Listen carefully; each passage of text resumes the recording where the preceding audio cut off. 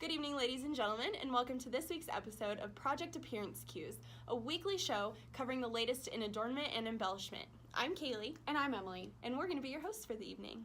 For those of you who are joining us for the first time, let's talk a little bit about the show and what viewers can expect in this brief 11-minute episode.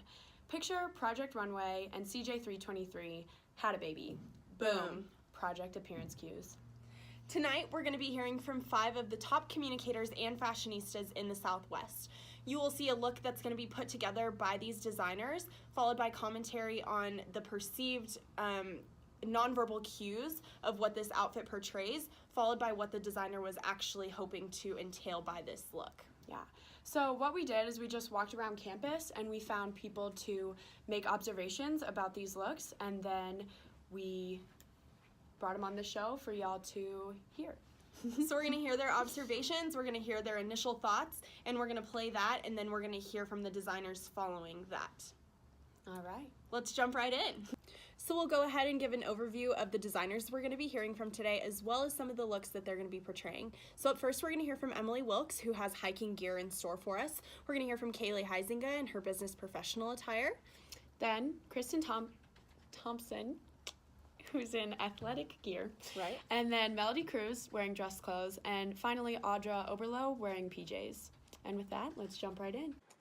What do you think about this look?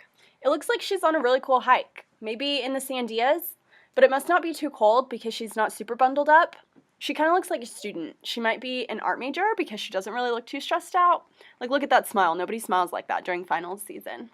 And then judging by her hiking boots, it looks like she knows what she's doing. My cousin has a pair of those, and they're pretty pricey. Her hair is also really edgy. Must be an art major thing. Okay, so go ahead and tell me what this look actually represents. Overall, it was a really great observation.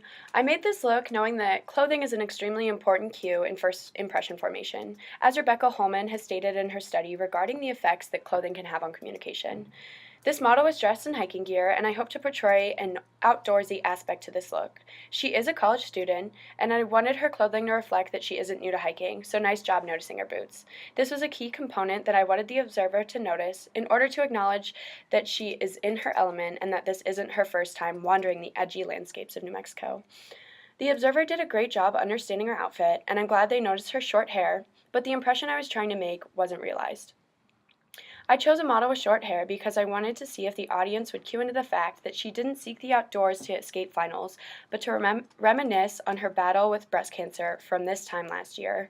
Short hair can seem edgy, but oftentimes it's a reminder to survivors that they won their battle, and I wanted my model short hair to signify strength and persistence rather than just edge. Okay, go ahead and tell me what you think about this look. Upon first glance, I'm just like, who wears heels in the library? Isn't it final season? But then I was like, okay, maybe she has a presentation today. In like a public speaking class? I know one time I took business and professional speaking at UNM, and they literally counted off if you didn't wear a blazer. I tried walking in those pointy heels she was wearing one time, and it was bad. So she must have skills. She seems like she's studying, but then again, it's 2017, and computers, duh. She's got to be from a different generation if she's checking out a book. But she also looks pretty young. I'm confused. Okay, tell me what you wanted to achieve with this look. This photo has a lot of different appearance cues. I purposely chose this model because she appears young and vibrant. She gives off the look that she has it pretty pulled together. What the viewer does not know is that this young woman is a professor in the College of Engineering. She's overcome great obstacles in her fields, working as an engineer and gaining her PhD all within 7 years. I chose to portray this story because I was reading an article called The Fabrics of Culture. I came to the realization that adornment is the act of creating one's own personal display. This model is to show that you can create whatever display you like, but in a field as harsh as engineering, she has to dress a certain way to remain appropriate and professional. Go ahead and tell me what this outfit means to you. Well, she totally looks like a fitness guru. I guarantee that she has a huge Instagram following and probably posts weekly updates about her meal prep regimen. I also bet she doesn't sweat when she works out, and she kind of reminds me of that lady in Australia with the super hot husband. I bet she has a super hot husband. It looks like she's about to go on a run, but she also doesn't have earphones, and who doesn't run without earphones? Maybe she's not even about to work out and just put on this Nike gear to take a picture and get #sponsored. Tell me what you're actually hoping to portray with this look. Well, I love all the positive feedback. Sponsored? Yes. I hope to give off that hashtag ad look in my model. She's wearing all workout gear to show that she's super fit and likes to work out. But what the viewer didn't notice was her necklace or mention that she's wearing makeup, which goes along with my ad look. She isn't pictured here actually working out, but instead advertising her outfit for the familiar brand Nike.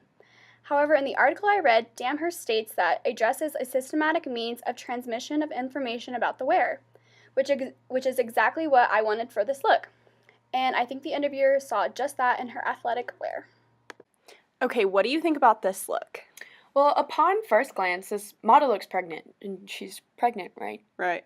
Right. So the model is definitely pregnant, and shout out to her for putting this outfit on. She definitely looks put together. I know that when I'm feeling lazy, I put on dresses because you don't have to wear pants, and who doesn't love not having to wear pants? But I'm not totally sure where this model is intending on going. It looks to me like she could get away with going to church, the office, or like a family event.